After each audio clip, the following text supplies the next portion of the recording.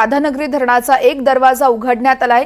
कोल्हापुरात संततधार पाऊस सुरू आहे, तर धरणाचा 6 नंबरचा स्वयंचलित दरवाजा हा उघडल्यानं 1428 क्युसेक इतका पाण्याचा विसर्ग सुरू आहे।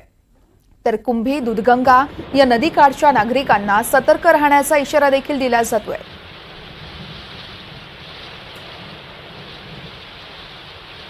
एक 1428 क्युसेकनं पाण्याचा विसर्ग सुरू आहे।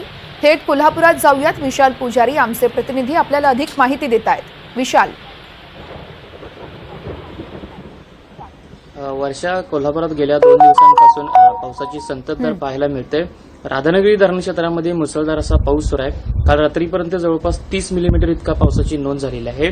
आज सकाळी पहाटे 5 वाजताच्या सुमारास धरणाचा एक दरवाजा देखील उघडला आहे। त्यामुळे धरणातून 6 नंबरचा जो स्वयंचलित दरवाजा उघडला त्यातून 1428 क्युसेक इतका पाणी विसर्ग सुरू झालेला आहे। त्यामुळे प्रशासनानं सुद्धा कुंभी नदी आणि दूधगंगा नदी या दोन्ही नदीकाठच्या नागरिकांना सतर्कतेचा इशारा देखील दिलेला आहे।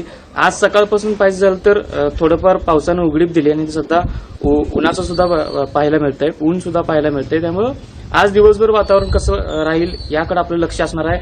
हवामान विभागानं आज सुद्धा पावसाचा इशारा दिलेला आहे, त्यामुळे आपलं सुद्धा या संपूर्ण पावसाच्या परिस्थितीवर लक्ष असेल।